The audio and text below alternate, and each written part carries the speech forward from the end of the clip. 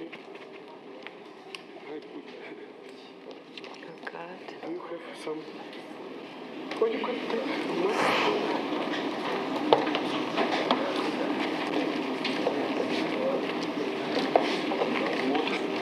Yes, please. Can you hear me? Can you see me? I'm quite small. So beautiful. Thank you.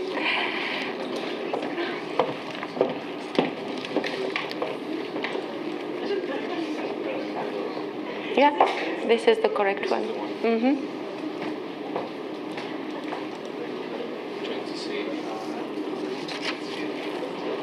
It was a PDF, right? It is in PDF.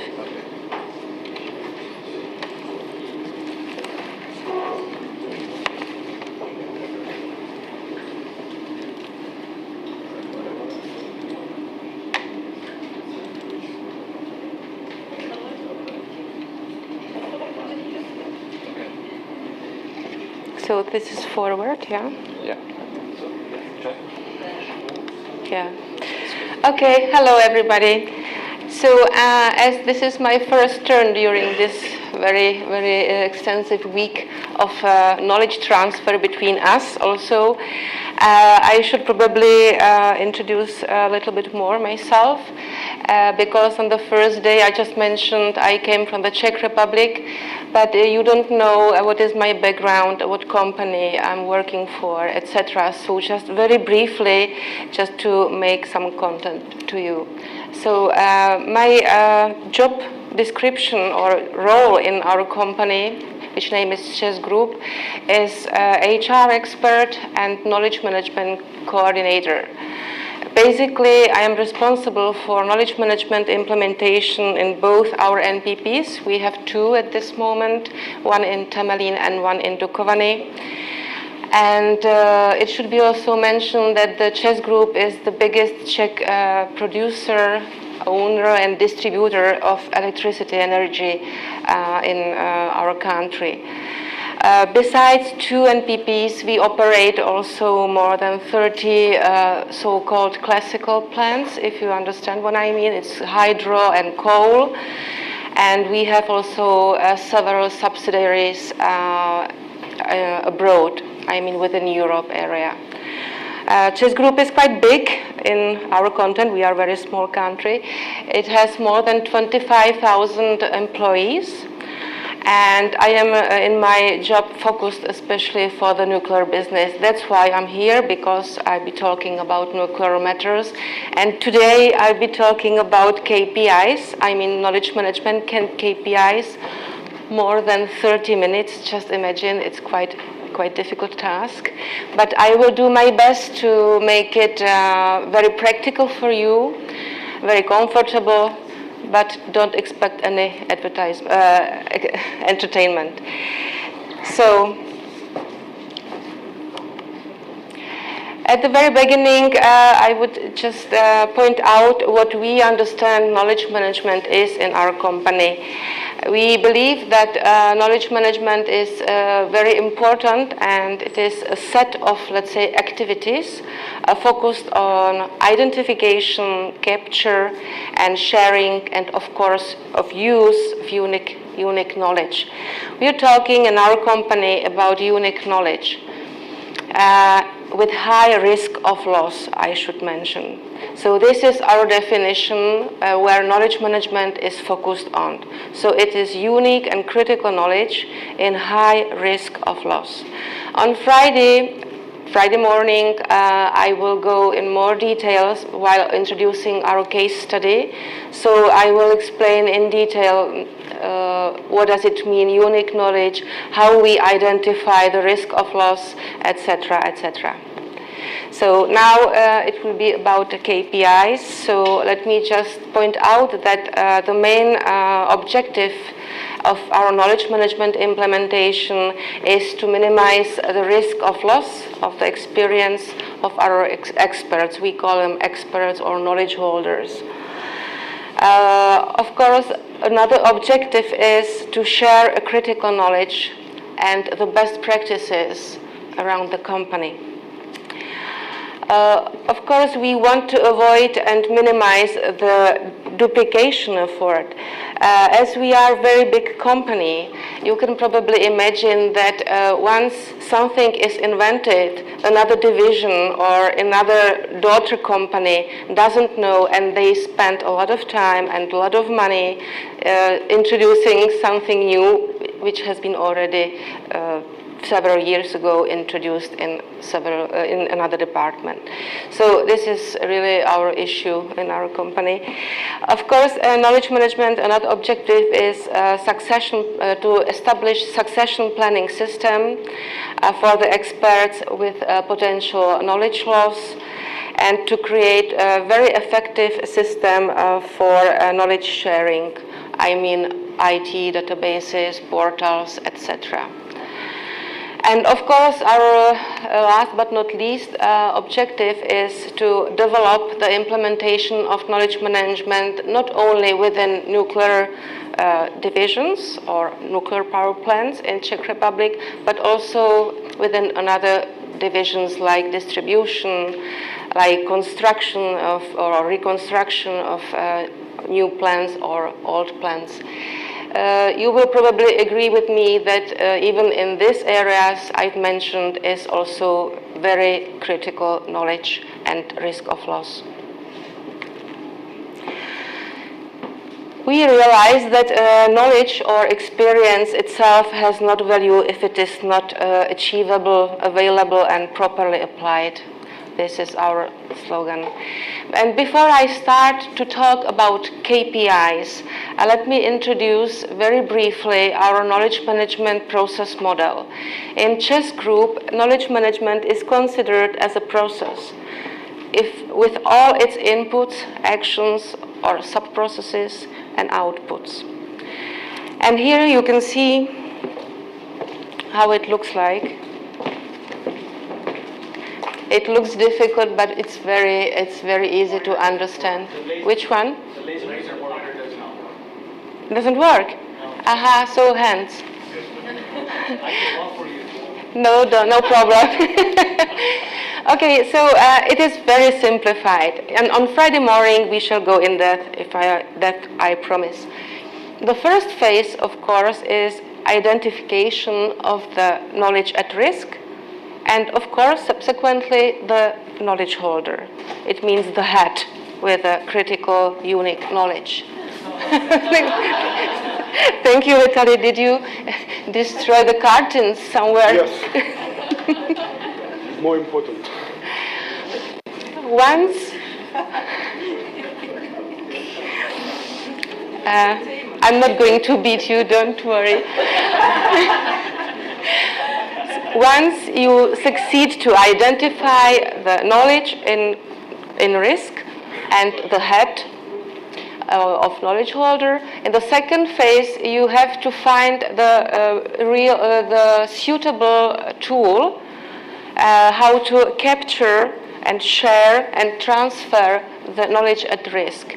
It's exactly what that lady behind asked a few minutes before. So in this phase, you have to find the proper tool, and we have quite many. I will introduce on Friday some of them, and Anatoly, my colleague who presented before me, already gave you a lot of inspirations regarding tools to use. So after this course will finish, you will have the variety of tools of knowledge management. On the third phase, it is publication of if it is experience report, it is publication in the portals, and a very important part, it is the use. We have quite problem in this part of the process. And from the very beginning till the end, it is necessary to communicate and motivate the people. Every day you have to explain why knowledge management is very important for their work, especially line managers. So now let's go to our KPIs. By the way, before I start, does any of you could provide me or suggest me some KPIs for knowledge management? Could you develop some of them? It's not easy, isn't it? Okay, let's see. It will be, to be honest, about 2 or 3 years ago, I was in Vienna working on creating KPIs for knowledge management, and just imagine we have created more than 200 KPIs in knowledge management area. It is not published yet, it is still under process of work, but I think it's amazing. But don't worry, we shall not talk about 200 KPIs today, just I want to provide you some basic approach in this regard. So knowledge management KPIs, before you start to think about implementation of knowledge management KPIs, you should think, and this is my suggestion number 1, do you really need them?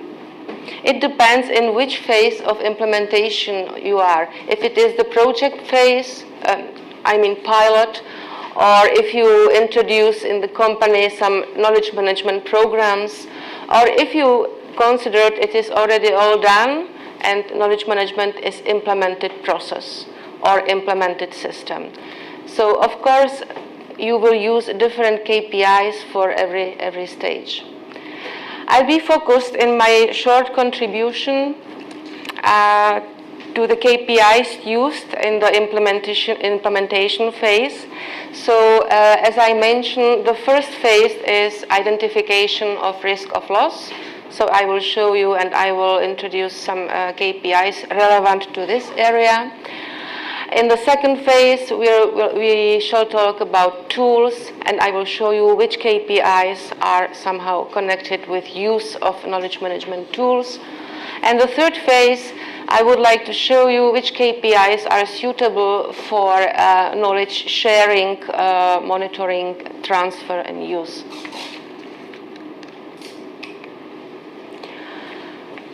KPIs cover our knowledge management system, of course, which is supported by KM platforms, where we can find KPIs like KM databases, KM portals, KM roundtable workshops. We can count them, so we can develop some KPIs, for example, for our database entries, traffic, etc. Projects are itself monitored somehow from the very beginning till the end. There are milestones, so it's quite simple to monitor. Knowledge management roles in our company, and again on Friday morning I will explain in more detail more information about roles in our knowledge management systems. So why did I mention it? You will wonder now how it is connected with KPIs. It's because every single role in their own job descriptions and during annual appraisals, they have KPIs. I mean personal annual KPIs. How do they fulfill their duties in knowledge management area? It's quite tough, isn't it? So strict, but unfortunately, it was really necessary to do it this pushy way, because nobody did anything without this. So KPI and processes, as I mentioned, identification, we can count knowledge at risk or expert at risk. We can count how many captures, sharing, and transfer has been done. And we can also evaluate by another KPIs how efficient this process is. It means especially in area of use. And it is again in red color because in my company the use of knowledge management outputs is still more or less issue. Now just a few words about the very basic components of our knowledge management system. It has about 6 key dimensions. I will just quickly read them for you. It's content and structure, processes and organization, culture and cooperation, leadership and confidence, technology, which is really very important, and consistency and persistence. So 3 of them are, let's say, hard, 3 of them are softer, but if any of these fragments or components is missing, the knowledge management doesn't work. In this graph, you can see during the pilot period when they started with knowledge management implementation, I mean the pilot period, how it was. I mean the content and structure was like that. Cooperation in the time it was really changing all those components. And now let me provide you some real examples from real life of our KPIs. It is just for your inspiration. Maybe some of them you can use while finishing your projects you're working on. So it is just for inspiration. I'm not going to tell you this is the only way and the best KPIs you can use. It depends and vary on every single company. So what can we measure and evaluate in the first phase while we identify the knowledge at risk and while we identify the knowledge holders? So we can count how many knowledge audit interviews has been done. We can count frequency of knowledge audits. It's basically twice per year. We can count number of identified knowledge holders. We can count identified unique knowledge. We can, of course, measure the risk of loss on a scale 1 to 5, and we can get closer to the information which knowledge is really critical. And of course, we can use KPIs, I mean, regarding number of knowledge areas. Here, you can see how it is done. And here are some benchmarks within the company. You can compare with other departments and with other areas. For the second phase of knowledge management implementation, I have prepared for you some examples of KPIs leading to use of KM tools and knowledge capture. So I am not sure if it is necessary to go through them one by one, because everything will be available in your platform. Just for inspiration, number of experience reports. On Friday we will get closer and more familiar what does it mean.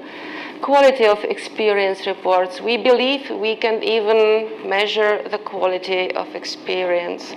And again, on Friday. Experience reports, the briefing interviews, it's all countable, we can count. So we can see the trends in the time, how it was in the very beginning of implementation and how it goes in time. We can also count a number of finalized succession planning programs and expert profiles. And the third phase of knowledge management implementation, we are focused on knowledge sharing and transfer and knowledge utilization and effectiveness. And again, I have indicated several KPIs which you can use while decide to measure this area. Frequency of collaboration platforms like communities of practice. You can count how many communities of practice in which knowledge area has been organized for a certain period. You can count internal trainings and staff accessing documents in KM repositories or databases. You can count the percentage of staff contributing documents in KM repositories. You can also evaluate the relevance of documents, etc., etc. So we have covered now all three phases of knowledge management implementation, more or less, and I show you some examples and inspirations for knowledge management. As I mentioned, knowledge management from the very beginning to the end, but it doesn't have an end, of course, must be accompanied with. Just continue. Sorry, continue speaking. but this is fine. I like it.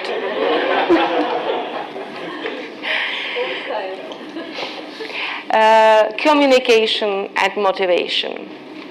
Maybe you will wonder now, why does she speak about motivation? It's because, of course, it's a case of our case study. It's a piece of our case study on Friday. But I would like to point out that we think we can measure or assess somehow the quality of knowledge if it is transferred from the tacit area to explicit. And it is typical example is experience report.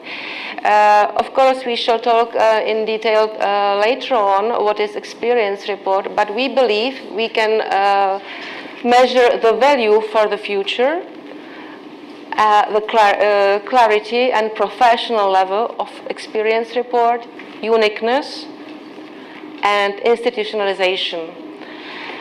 So on a scale, again, 1 to 5, which is very popular in my company, we have a matrix and algorithms just how to count which experience report is the best one, for example.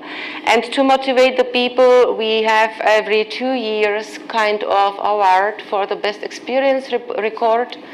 And we are evaluating the best one, and number 1, number 2, and number 3. And it's all about recognition. It's not about financial motivation. It's just about recognition. And you would be probably surprised how effective, how it works, that the people really appreciate the first prize, which is dinner with the director of NPP, and so-called.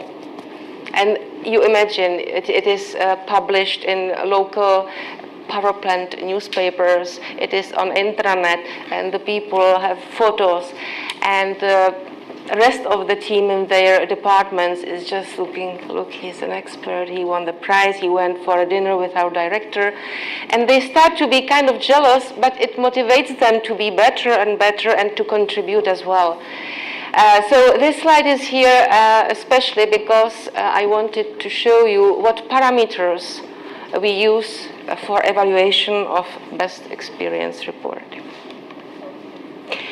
Of course, completely different KPIs you will use during planning while you decide, do I really need KPIs at this moment of implementation? So this slide covers this problem. What you should do at the very beginning, how you will do it, and things to think about. So read it carefully in your platform, sharing platform. This slide is brand new because it covers 2017 KPIs in our company. So this is the real life. Czech company, after 10 years of knowledge management implementation, completely changed the approach to KPIs.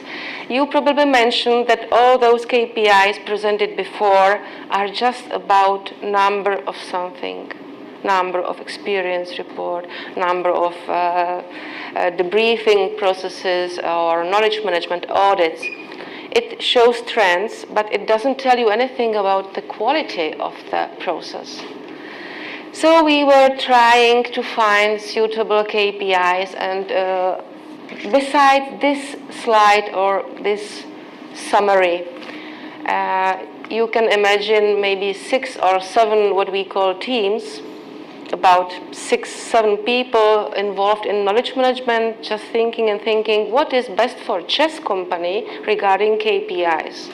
So of course we need to follow quantitative ones just to show the trends to our knowledge management president or KM board owner.